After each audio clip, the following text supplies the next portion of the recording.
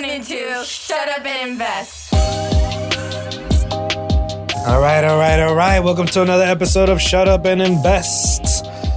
The host with the most, J Money, is in the house. What's going on, my dude? What is going on, everybody? Welcome back to Shut Up and Invest. We've missed you.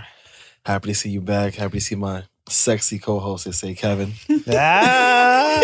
Only took like 32 episodes. To acknowledge who he was. What we got going on today, Kevin? We got a good special today, guest right? in the house. We got a top producer, a killer. She killing the game in the South Florida real estate market. I hear that. And it's a special twist, and it's something that we've talked about before on the show. I'll let her introduce herself in a second, but a lot of investors or people that want to get into investing, they have the question of should they get their realtor's license? Every day I see that question. And then you and me are big advocates of the double dip. Mm-hmm. We definitely feel you should have your realtor's license. The state, there's a state that just recently, was it Illinois, yeah. That just required for you to do any kind Yeah, of they came out with some kind of statute that if you don't have a license, you can't wholesale. Yep. So pretty soon, I'm pretty sure all the states will follow. So that question is going to be a requirement if you're even wholesaling in the game. But I mean, one thing we know, the National Association of Realtors is the biggest lobby in America, I think, as far as membership. They have power. They have lots of power.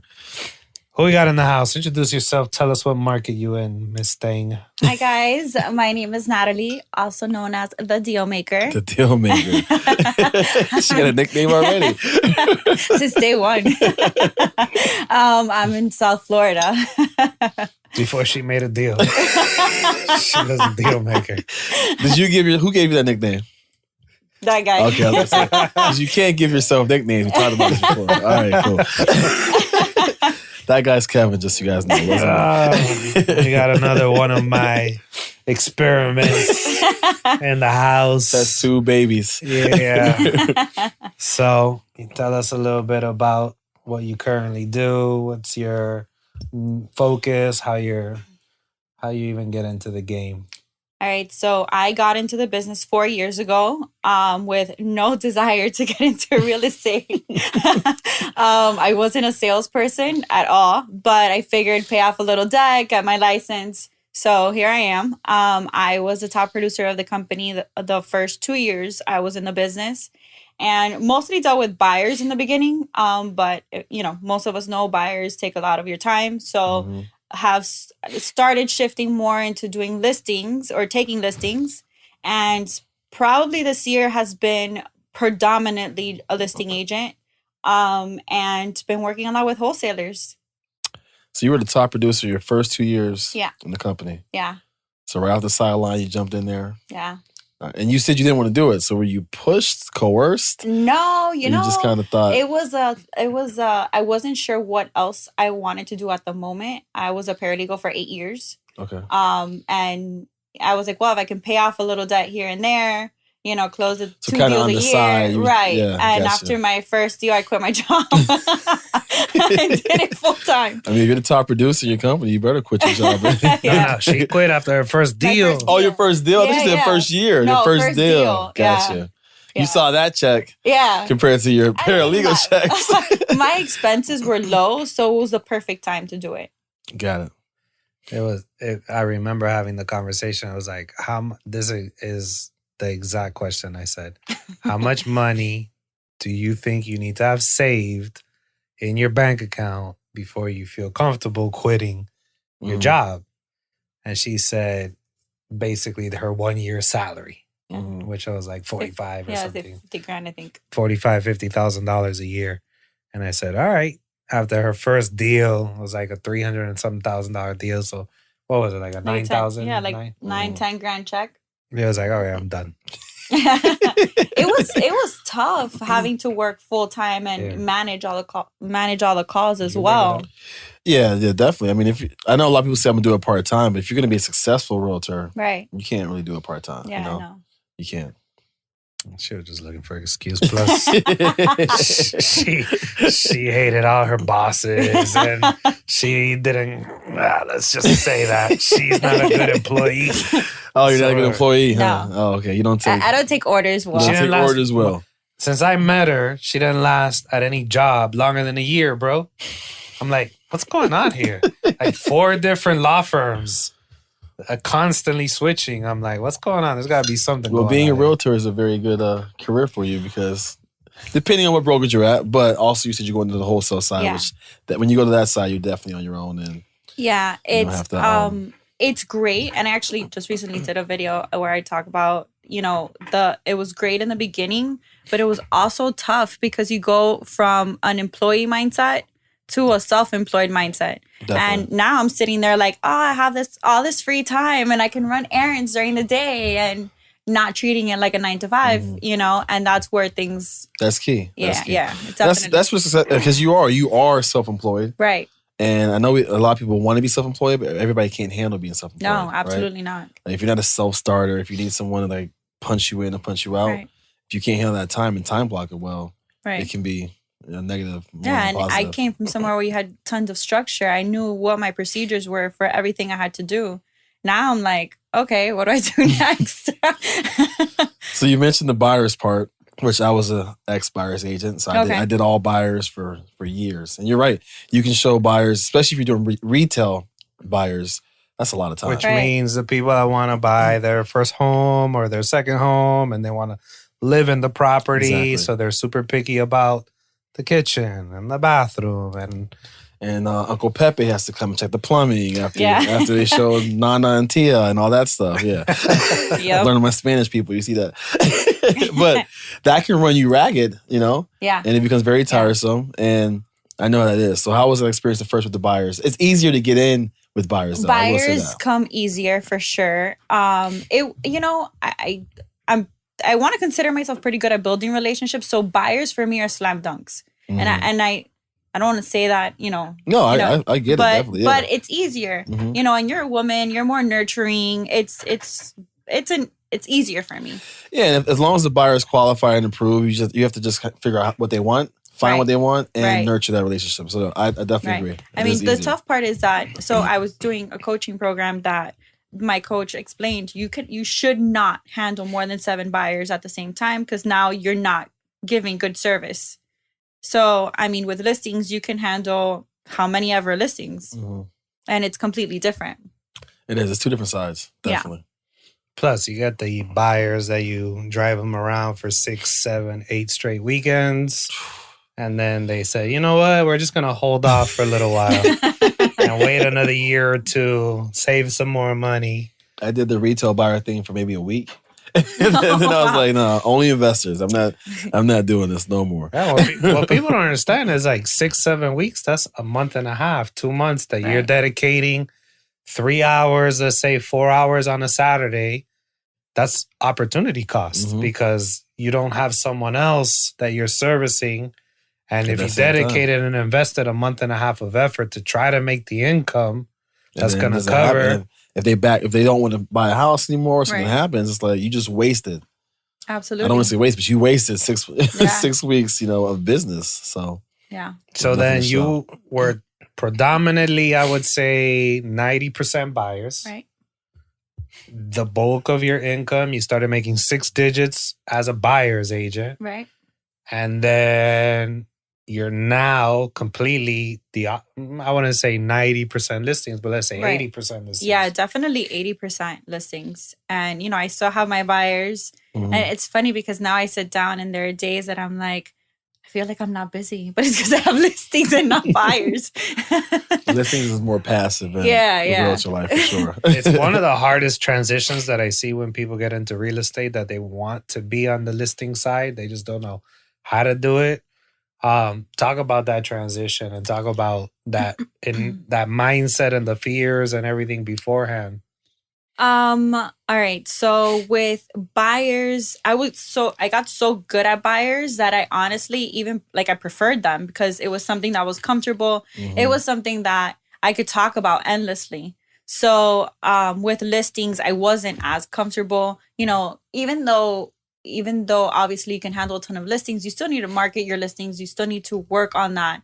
And there is a mindset switch because now you're on the opposite spectrum. So now you need to protect your seller and, going out and getting or trying to get these listings, you need to walk in there confident. Like if, you're the best one, even though you don't even have one listing. Yes, definitely. So,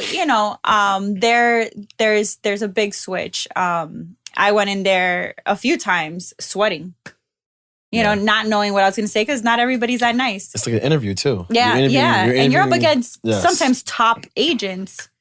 And I will say too, having a listing also brings more stress than buyers at times because you do have that seller, right, who's calling you, maybe some every week. Some of these sellers are calling you every other day. Right. You're getting the offers and that. So that's when it's a buyer, it's more of, it's more casual, I would say. Yes. Right? It's more fun. Yeah. It takes more time. Yeah. A seller is more formal, more, Definitely. I feel like with the buyers, you can build a friendship and it's fun. And it's like, I tell them we're going on a journey. Mm-hmm. And sometimes I tell them emotional journey because it really is. But with listings, you're employed by them. Yeah, definitely. And so you were doing mostly non-investment stuff, right?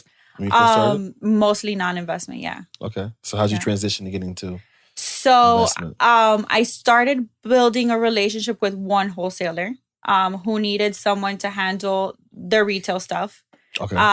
They had no one at the moment. Well, they had... So an investor was a wholesaler. You would handle listing his stuff that he was going to flip or put back on the market? No. So whatever he didn't pick up as a wholesale deal, I walked in and turned it into a listing. So let's talk about that before you go. Yeah, kind of explain that because that's what the important thing I want to hear about today is how you're getting both sides and not losing any leads, basically. Right. So, so this wholesaler contacts me. He had somebody going in, who really isn't an agent and focused mostly on investments. So they were only getting an acquisition guy, right? Like a rep, just doing appointments. Yeah, so he was going to the appointments and he was getting maybe one a month. Mm-hmm. And then they hire me. I go in there and the first 2 weeks, I think I got 7. Wow. And 7 because you're doing not just wholesale. If it doesn't work for wholesale, you're locking it up. Right. So I walked in there blind. Like they didn't know I was an agent. They had no idea. Nothing. Zero. Like she's done it different ways. Yeah. In the beginning, but this first one, this first one, it was blind. They would schedule my appointment. They would book me on my calendar. And I would go in there. I knew, just enough to kind of get through, what I needed to say and kind of deter them from wanting a cash offer.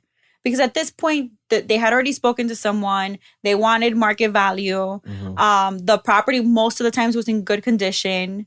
So it is a listing, but anytime they would mention realtor to, they were like, oh, no. Yeah. So, you gotta have to go in there and charm them and explain to them what you do and your service. And, most times I was able to turn them around. You weren't on the phone first. You were just running. No, I never touched the phone with those. Let's break that down for a second. When you walk in there and take us through from the moment you walk in the door, what's kind of your mindset, some of the things you say, like what's the psychology behind when you're approaching this? And actually, how do you even prep before you even get there? All right. So the prep was running comps, checking to see what the sales were, checking to see if there was even any updated pictures on Google because I had nothing. Yeah. And then reading through the notes of the conversation that the lead manager had with this person so that I can see what their expectation was. That was the bulk of the prep. And then walking into, the first few times I was dying. But, I walked in and I made them give me a tour of the property. Mm-hmm. That was the first thing because it would calm the nerves for myself. I would be able to point out anything that I could build a relationship on. If there was a picture of a trip they took, oh my God, I've been there too. I went there. You're building rapport with them. Right, exactly. So, my personality was able to come out a little bit. Theirs. Yeah. And then that's some money. Money in the bank right there. Yeah, that is. The key is you weren't just going there trying to get, a price first. You're like, let me talk to him, see what the FIU, I want, whatever. Right, exactly. So you kind of starting with a tour is awesome because there's no big deal. hey, they'll show you the house. Doesn't take rocket science to show you a house.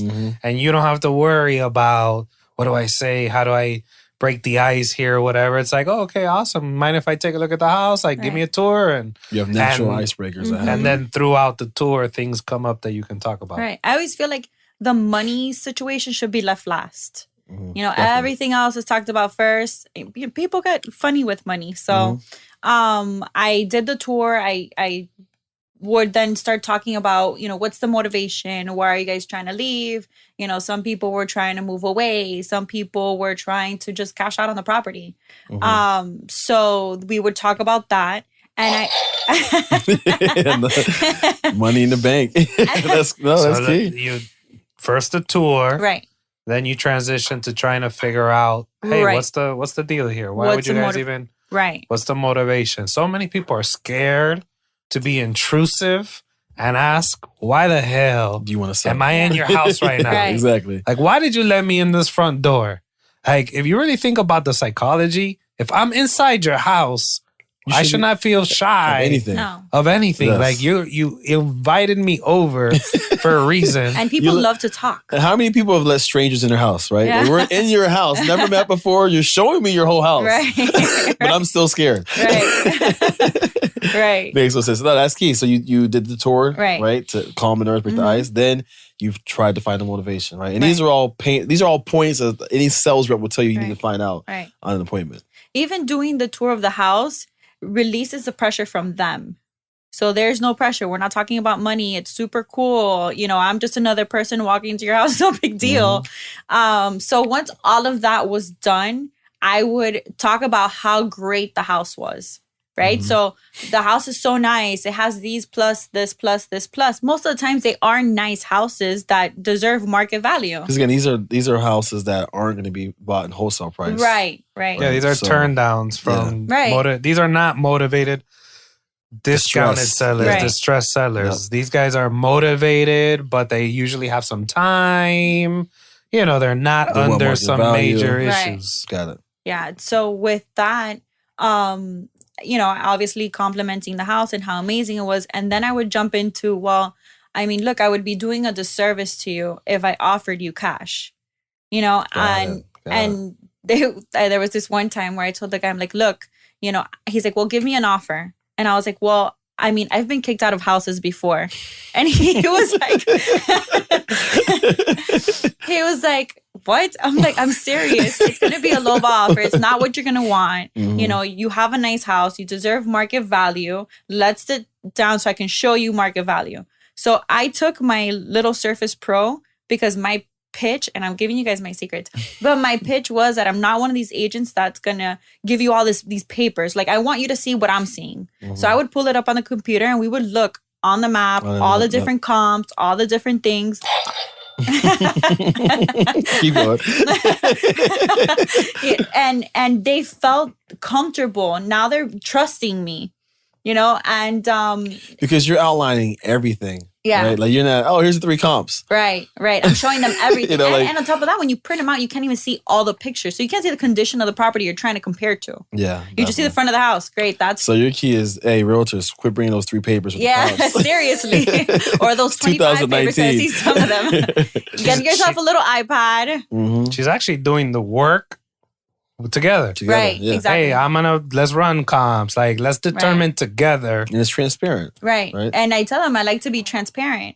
And obviously, you know, they all love that. Yeah, definitely. And most times they felt comfortable enough to sign the listing agreement. Okay. That's some good stuff. Yeah. Another thing that I've also started doing now, thanks to one of my good title partners, she has a software where I can do a full net sheet on the seller side. So if they're concerned with commissions or whatever closing costs are gonna come out to, you can show it. I do it, and I've done it right there in front of the clients. Yeah. And I plug in the numbers, and then they've signed because of that. Yeah. Yeah. No, if you don't have a title company, we can do that for you because most of them can. Right. Ask them about that because that's very, very key. If you're doing any kind of listing, we're showing them their actual number because the last thing they want is, we listed for this and you guess what they'll get. And then the closing happens 10, 15 grand less. Yeah, that's been a game changer for me too. It has. How similar is that, right, when you're doing it for this side to a regular listing appointment you do? The regular listing appointment, they're definitely expecting all of this, right? So with the regular listing appointment, I go in a little bit more calm because I don't have to do the mind switch. Yeah. You know, and I not that I'm less or more focused, but I know what I'm going in for. And it's similar. There's really not a big difference other than having to switch their mindset from a cash offer to now a listing. Got it. And then talk about when you're there and you actually see an opportunity to go back to the cash offer. Well, I've had moments where they do want to go back to cash because there is, for whatever reason, the they didn't open up enough to the lead manager. Mm-hmm. And they've told me, no, this is what's going on. You know, in those moments, I've had to call the wholesaler and say, hey, you know, what's your bottom line? And kind of go back and forth with that. So you mean you get there, you found out more information that they didn't know already. Right, yeah. That tells you, hey, this should be a cash offer situation. Yeah. There was one that actually I was at that appointment for like 2 hours. And the family wanted to move back to Argentina because the mom was not doing well health-wise, you know, and she was like, no, we need cash. We need something fast. So, you know, it was going back and forth. If there's a situation where it's kind of a fast right. close needed, you'll kind of advise them, hey, you should do a cash offer. Yeah. Yeah. I mean, I've had other ones where they need fast too. I've had actually now I'm on my third situation where they're in foreclosure and they need to sell fast, but they don't want cash. They've just been served the list pendants. And it's like you price it right and you can sell it. Because this is the third one that I've been able to get under contract right away. Oh, because I think a lot of people think that the minute you get served list pendants, like tomorrow you're going to get foreclosed on. Yeah. I have had a few situations where the bank moves super fast. But if you get the right foreclosure defense, you could get yourself a few months. You can buy some time. Definitely. To be able to buy some time. But if your property's in bad shape and you're not going to get your money's worth, especially after commissions and closing costs, then selling quick, motivation, cash might be the best deal. Like, it just really depends on the situation. Right. But not everyone who gets a list pendants do they foreclose on. That's true. A week later. Yeah, definitely. That's something. But, I mean, hey, some people freak out and that works out for investors because they're like, I just want to get out of this problem. I don't want to wait. I don't want to get an attorney. How much can you give me? And those are the opportunities that are out there all the time. How many current listings you have right now? Oof. I want to say 8, 7, 8. 7, 8. I think 8. And we wanted to do this show because how many investors out there are just so focused on the flips or just so focused on wholesaling and all their turn downs or all the conversations that they have, the minute people are not interested in their offer, they don't see the opportunity. And we're talking about average commissions, 2.5% to 3% off of 250, 300,000, 175,000. Like, do the math. This is good money being left on the table. And it's simply because trust me, I'm all about focusing on the one thing. I'm not saying you yourself has to be that realtor that masters this listing presentation and goes out on every single appointment. But partner, I mean, some of the partners you have now, what's a common percentage that you're negotiating? I have one that's a 35% referral. I have another one that's a 30% you get 35%? Referral. No, I get 70. I get 65. They get 35. So of the commission? Right. Okay, I have another one that's 70-30.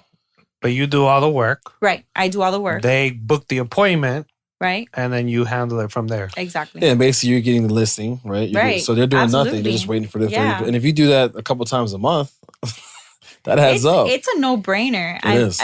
I mean, if you're not going out on the appointment or they're not accepting your offer, just the call center. Yeah. And you're usually just letting that die or you're putting them on some long-term marketing thing, if you know for a fact that they want to sell just not at your price point, how do you not partner with an agent that's good, obviously, because there's a lot of people. I mean, you said it before, the person that was doing it before you was booking 1 a month. Yeah. And you walked in and booked 7 in like 2 weeks. Another thing too, though, there's a misconception. I was this was on Facebook the other day, and there's an argument between realtors and wholesalers, right? And I see it all the time. So a lot of new wholesalers feel like realtors don't like wholesalers. I love them. Bring them on. And I keep trying to say, because we talked about this before about how you have to find the right realtor first of all, right? Because a lot of realtors don't know investments or what wholesaling is, or want to deal with that. But when you find one that actually knows how to handle that situation, that's your best friend. I mean, look. The group you're working with at first, you probably bring them an extra, 30% of income per month. Right. Just from those deals that they're just handing to you, right? They give them to you, then you do the rest. Yeah. Now, let's also point something out. A lot of the times you got to check yourself and your ego, because a lot of people want to do everything themselves, or they'll continue. I full like micromanaging. No, nobody else can come into my business. No joint ventures. No. I mean, if they were closing one a month, how much money were you losing? And it's factoring on the ones that cancel, because it wouldn't be really one a month. Right, because if you don't close all of them, let's say you close 9 out of the 12, so really you're closing 9 a year versus how about 9 every quarter? Mm-hmm. Like, we're talking about serious money, so you may not be the best closer in that situation. Your time may be better in lead generating or running the business or hiring. Like, decide what your unique ability is and then find people who fit the other stuff. 100%. And did they approach you? Like, yeah. And they approached, it was like a mutual thing, right? I think so. Whatever. I don't know what Kevin knows the... I don't know. Anyway, later on, I was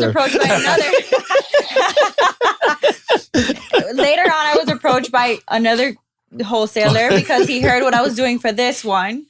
And then, so now I'm like, I'm just going to build relationships with every wholesaler. So now you're the deal maker, making other deals with the wholesaler. So what's the split? Like, what's the percentage that you think most of your deals now are through these wholesale relationships and you're still traditional?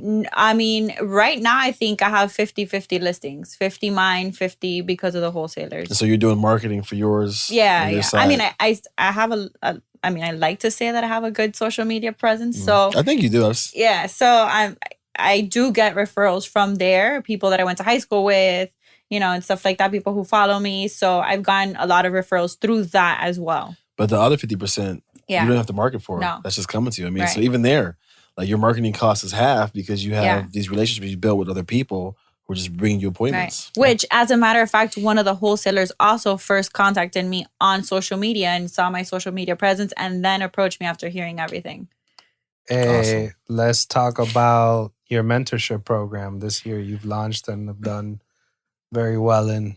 Yeah. So I had done it once prior with your previous guest, fiance. The other Nat. The other Nat. Yeah. That was a long time ago. That was a long time ago. And she was like my beta tester. That was your first one, right? Yeah. And it's funny because I had said in the beginning of the year, I'm going to focus on my systems, my structure, and all of this. And then I get approached by my first mentee for this year. And she tells me, I'm getting my license. We knew each other from years ago. Mm-hmm. I'm getting my license. I need help.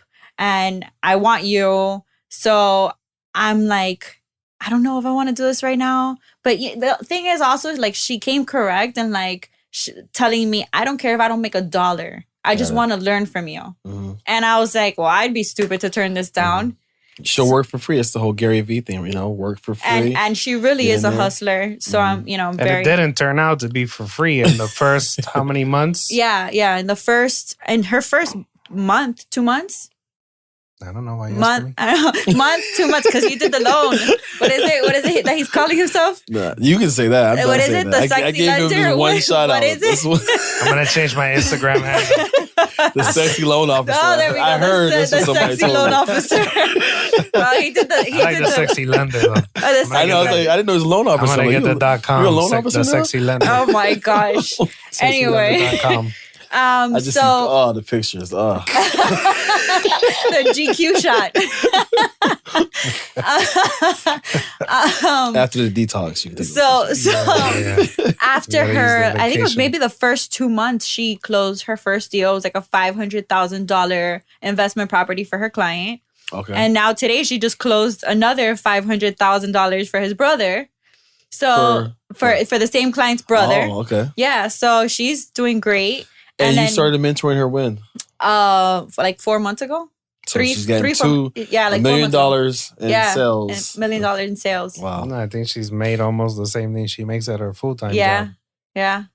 And now I have 2 other girls that just jumped on the deal maker bandwagon. So take me through your program. Like, what are you doing? Are you kind of like... So with Joanne, which was the first one, it was more of you're learning, I'm learning. You know, I've been a one-woman show for 4 years. So my biggest challenge is delegating. I can do everything myself better than anyone. I know. I feel the same way. It's been tough. And when I was a Roach, I was like you. I did everything. Yeah. I've been a one-stop shop forever. So with her, you know, from day one, I told her, listen, as much as you don't believe it, I'm going to learn as much as you're going to learn. And it's been that way. And that's super key though, right? Yeah. When you're mentoring someone, you're also learning yourself. Yeah. How to put these systems and in I've place learned a and lot help you about out. myself. And then now I have 2 more girls. So with those 2 more girls coming on board, I told myself, okay, I need to offer value because now I'm mentoring them. I'm getting paid for this. But I need to offer something in return. I'm just not going to sit and collect.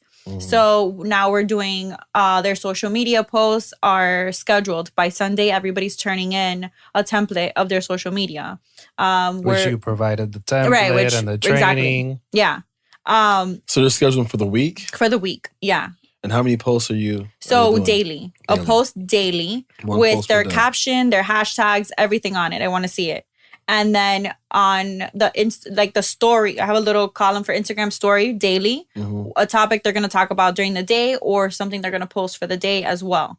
So that there's constant engagement going on. And I make sure I tell them, comment on other people's stuff, like other people's stuff. Make sure that when somebody comments on your stuff, you are replying to every single one. That's one of the big things. And so that's something that you've been doing that you saw has worked big time for you, right? Yeah. It's just that simple little plan right there. Yeah. I respond to everyone. My DMs get responded every day. I'm super on top of it. Got it. And then just, with them, it's making sure they're calling their circle of influence, making sure that they're following. Now I just implemented finally the tracker. So we're going to track our phone calls. Kevin's favorite DSP that Daily habits to a smart money network. So every day they have a different thing that they need to be focused on for the day. And they have a tracker for the month. So that's kind of like your monthly report card. Right. And it's due every Friday. And I mean, all the scripts. Yeah, we have scripts. Oh, and then now I actually just recorded my first video with one of the girls today. I am recording content for them. So there's a list of topics and they have to fill in, whatever it is that they want to say for those particular topics. So I told them pick 4 things under that topic that you want to hit, 4 points or 4, 3, whatever. And these are Instagram videos, YouTube videos? So they can use it for anything. Just post it wherever, right? Yeah, they can post it for whatever and I'm creating it for them and trying out my editing skills. Have you been, I know LinkedIn right now I'm hearing is really, really big as far as the reach. Have you been doing anything on LinkedIn yet? So now that I have them, and myself even, because I'm holding myself accountable as well, which teaching them and helping them sharpens my skills. Yeah. And it takes me back to basics, which is great. And now that I have the social media template, I have LinkedIn on there too. So I'm posting on LinkedIn as well. So you guys post somewhere? Instagram, Facebook, LinkedIn? Yeah.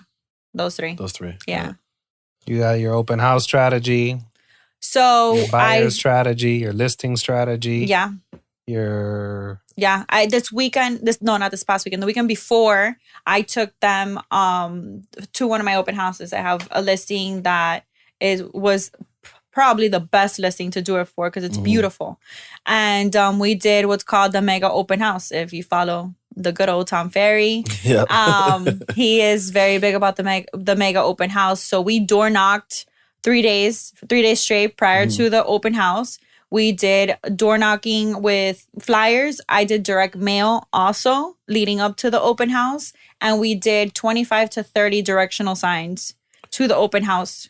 And we had a good door turnout. knock a radius around the house? Yeah, we did 200 doors. 200 doors. Yeah. So what do you think turnout was? We had about 12 to 15 people. Yeah. That's good. Yeah. It is. In and out. Wasn't too so bad. it's a mix of, that's what a lot of people don't understand too when they get in the game, whether you're being an investor, realtor, loan officer. They think, oh, all I got to do is just post on my social media and I'll have, like, you got to do old school, new school, from door knocking to posting on your social media. She has a Craigslist posting strategy. Like, there's all these things that not only she does for herself, but now her mentees are doing. And then the program is built that after your third deal, fourth deal, you're off on your own and you could rock and roll. Or if you want to keep rocking together, you can. Right. Yeah. Joanne's already off that. And, well, the first mentee. And she's going to love me that I mentioned her on the podcast. She's going to be like, yes, my name is out there. But she's already off that. But I was away this weekend and she was handling showings, you know, so it helps to have. It helps you. Yeah. Definitely. It definitely does. And then why don't we end the show talking about your personal deal? You've got a probate, you rehabbed Oh my it. gosh. Is this your first deal? Yeah. So Okay. it was the house I'm living in now. Okay. So last year I closed on a property in May and it was a probate sale. I think they must have had it listed for like $225. I offered them $200. We ended up closing at $210. And it's worth about $280, $285. It needed everything. It was worth it as is? The 280? No, after the rehab. Okay, ARV, after yeah. Okay. And it needed everything. Okay. It was just ugly. It had like brown baseboards, brown door Is this frames. a condo, a house? It's a townhouse. Townhouse, Yeah, okay. yeah. It's a townhouse. Outdated. It was just outdated. I mean, people were living in it. It's not like it wasn't livable, but it was just gross. It had like 8 different floors. It was just not cute. there was a leak in the roof. There was a leak in the roof, which we didn't find out until after closing. After closing, you know, the shower months come in. Yes. And it was there was water coming in 3 different spots in my house. It was terrible. And you bought it to live in. You bought it to live in, right? Yeah. Okay. I mean, Originally, it was for a rental, and then right.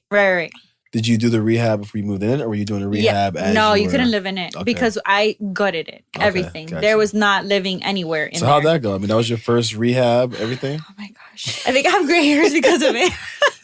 They're not No, fun. it was great. It was great. I learned a lot. It was great. That's Kevin laugh. the budget wasn't there. But I mean, I was gonna live in it. Or I Oh, you ended saw up my living wife in for a house of Michigan. it. Yeah. Yeah, you know You told that. that story. Yes. Yeah. Oh, I've heard that one. I'm gonna live in it though. Listen to the first 5 episodes, you get it. It was interesting. Everything needed to be done. And the more you rip out, the Done more a you certain find. way, right? Yeah. Yeah. Had to be done. Yeah. So, and then I found out I needed a roof. Yeah. And I was like, you know what? After I had already spent almost $4,000 trying to repair the roof. So it felt like it threw $4,000 in the trash. And then come to find out, I we need a need a zoom in camera on Kevin's face right now. Kevin's No, I purposely stayed out of it, bro. Because I knew that if I got involved, We just talked about, I purposely stayed out of it. That's the relationship I was episode like, we're gonna have. You could deal with this on your own and learn Mm-hmm. the hard way. It's fine. You know what? I walk into my house now and I'm like, I love it. It's so beautiful. Because I really do. I mean, even when it was done, I was like super emotional. Mm-hmm. I was so happy. It's one of those things that growing up, I was a daddy's girl, So it was not something that I ever thought I would be able to do on my own. Got it. So the fact that I was able to do it. Did you run the whole thing? I mean, you hired out, you ran the rehab, and you coordinated it all. Yeah. And Well, I was very fortunate that one of my family members, that's what he does for a living. So I had that help. Mhm. Plus, I had another friend who recommended a tile place where my tile came out. The actual material for my tile was cheap. I got a good price on the tile. But I mean, and then I did my roof and windows on white green. Like at the end, I was like, that's it. I'm committed. I'm going all in. So you got that you're living in, right? Yeah. So what's your goal now? You're looking to get an investment property? So yeah, I want to get a multifamily after. So even if I have to put work into it, my dad wants to partner up on it. So that'll be fun. Now, are you doing marketing for that? Are you looking for that off market right now? Are you Not doing yet. Cold call anything or not yet? Okay. Not yet. I need to like first. I just got out of Did that one. just finish? Yeah. That rehab just finished It recently? finished in January. Okay. Well, December, January. Yeah. Yeah. You know it's October. PTSD. PTSD. Just finished.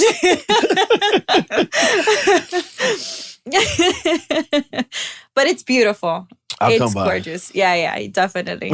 I may or may not cook. I mean, or order out. I'm good with either or.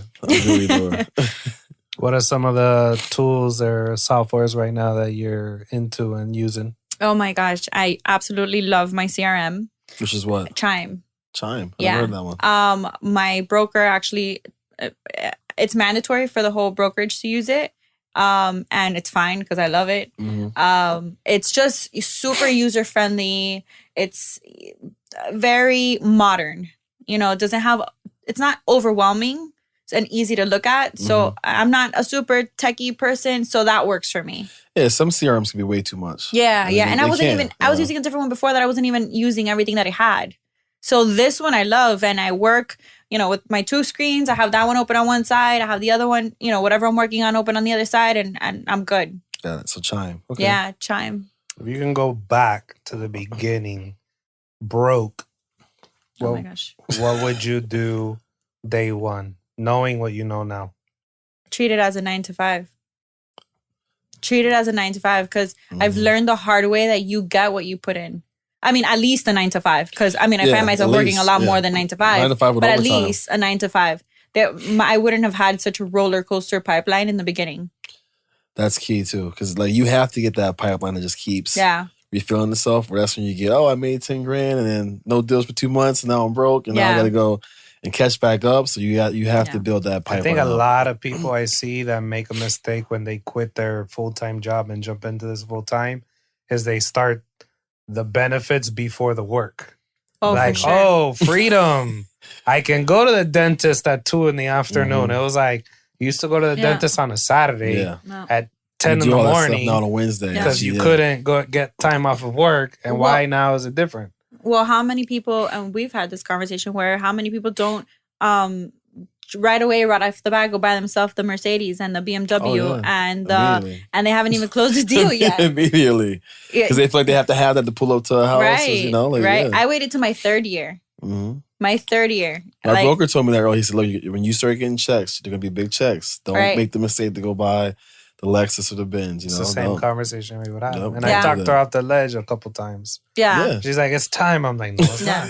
not. Well, when I did do that, I actually bought the car or leased the car right the month before I got the house. Mm-hmm. And I had told myself once my credit is where I want it to be, because I don't want to give a down payment. I don't want to have a big pay, anything ridiculous. I wanted it to be completely debt free. Mm-hmm. And I told myself once that happens, I will allow myself to do it. And that's exactly what I did. For a full year, I paid everything off except for my student loans. But sorry, government. Yes. Yeah. And Not even talk about that. and then I went and I got the car. I didn't put anything down. I called the broker. I told him what I wanted, and that was it. Mm-hmm. No, but that is key. People get a few checks. Yeah. Like you said, they start taking time off. No, and look, she was the top producer in her office and wasn't driving No. the cars that everybody else was driving. You know how many times And I'm sure everybody it's different in told Miami me. too. Miami is like you think you have Right. to. So I mean that's even more powerful. And you know? everybody all the time in the office was like, it's about time for you to get a new car. And I mean, I didn't even have a bad car.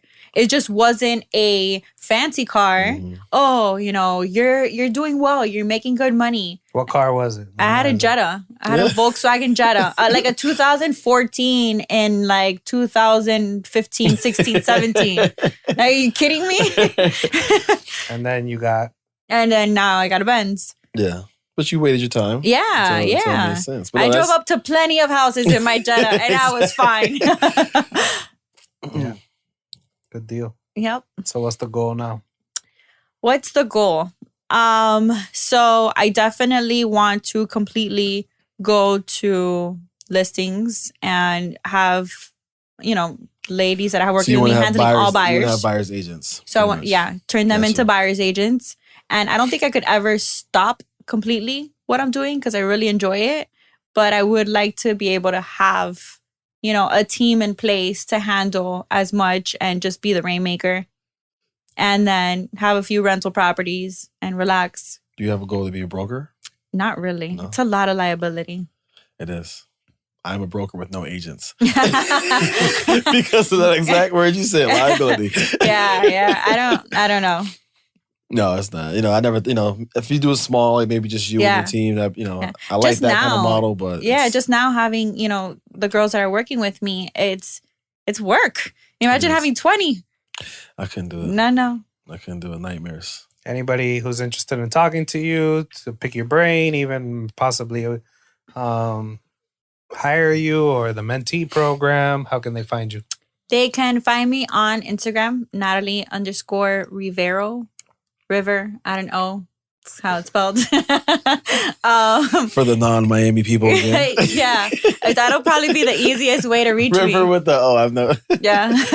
On your Instagram? Yeah, Instagram. You are I answer my you're DMs. active on there a lot. Yeah. And I answer my DMs all the time because Your I get website leads is from there. what? NatalieReal.com.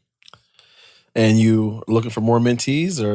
I think I'll cap out at 5 at a time. And as they start, going through it, I'll start replacing. But Got it. like Joanne just graduated, so I can take Now on. She has room for 3. Yeah. Use the shut up and invest code for special pricing. Good deal. Good Yeah, job. that's awesome. I was excited to have you on because Kevin's told me how you've been going there and pretty much making sure wholesalers aren't losing a deal. Right. Which so many just throw deals away, throw them away. Yeah. So Hey anyone guys, out there, wholesalers listening. partner with realtors. Yeah, Especially with Nally. And if you got realtors and you want them to go through her mentorship program, you're Yeah. taking them nationwide, right? Yep. Yeah, definitely. All right, guys. That's it. Shut up and invest. Another one in the books. And if you like what you heard, you know what to do. Anything else, Jake? No, man. Enjoyable time. You know what? Go to the YouTube page, like, subscribe, comment. Yeah, and man. Give us some love. Give us Comment. some love, man. Give us some reviews. We're trying to grow. We're Appreciate doing this it. for free, so we're charging you a comment and My a like. babies need new shoes. For real. We're out. Hey, thank you once again for listening to Shut Up and Invest. If you guys are motivated at the thought of continuing your real estate journey with us, then visit shutupandinvest.com. There you can join a community and take advantage of more free resources. And don't forget, please like, comment, and subscribe to this podcast so you're first to hear our new content every week. Most importantly, get active and don't forget to shut up and invest.